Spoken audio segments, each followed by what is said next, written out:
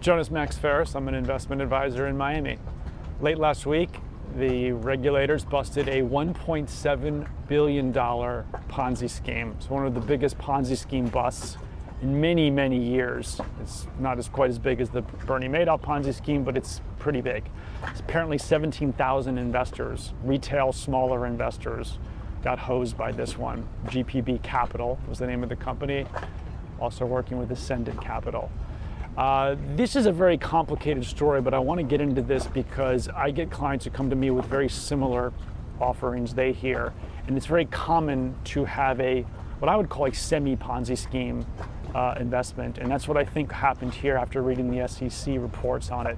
In a nutshell, what happened here is a company raised money with high commission salespeople earning, I think, almost double digits in some cases, 8, 9, 10% commissions, promising essentially a fixed or a sort of guaranteed 8% yield, payable monthly regularly, by owning partnership interests in operating businesses. And they had a few various businesses they were owning.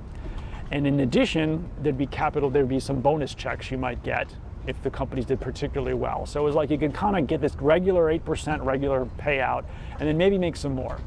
This was going on for years. A very compelling offering today because anybody investing those, bank accounts pay 0, online savings accounts pay 0.5%, CDs pay basically 0 to 1%, bonds pay 1 to 2%. It's very hard to get yield going, and investors, particularly older investors near retirement, in retirement, who don't want the risk of stocks, want yield. And if they get it from dividends from stocks, which is only about 1.5 to 2% across the market, they run the risk of losing half their money if the stock market tanks.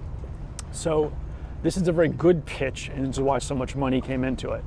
What it seems like they were doing was boosting the returns of whatever investments they were making with basically giving you your money back, which is what a Ponzi scheme does.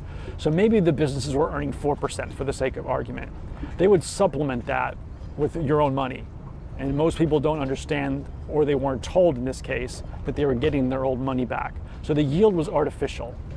What happened is, like many schemes like this, it eventually collapses because they start to run out of money and there's too many withdrawals and they can't make the withdrawals, and that's what often happens. That's usually when they go down.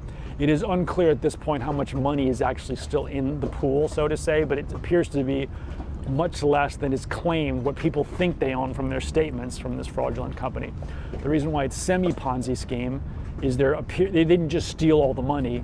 There were investments, they just weren't performing as well as they claimed. They were offering an artificially high return, and the exchange was they would give you your own money back and you didn't know it. This is a huge crime. It's hard to notice, but what you want to look out for is when you get an offering that has a yield that seems too good to be true, 8%, by the way, some article says it was 8% a month. It was 8% a year, but that's a lot more than you can get investing safely. And it seems like, well, I'm just going to own a bunch of businesses. That's great. There's no way to get 8% today without taking a high degree of risk. So any company offering that and not saying it's very risky is already probably lying or exaggerating. It's very hard for investors to see that they're paying you back your own money.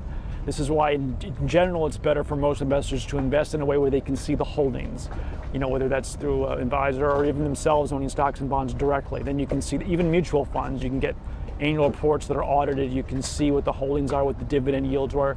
It's harder to fabricate yields, although it's not impossible, especially with closed-end funds. So the warning signs for investors is watch out for high yield offerings, make sure you understand it, and frankly, I think it's not even a question of researching it because it's very hard to understand these underlying investment partnerships were fraudulent. Just assume that a yield, if you're getting touted a high yield, whether it's through real estate or investments, it's very unlikely that is, at least at the best case, it's very high risk. Worst case, it's just totally fraudulent.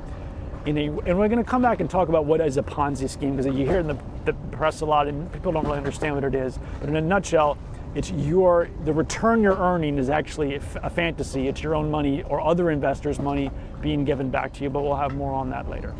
Thank you. Jonas Ferris out.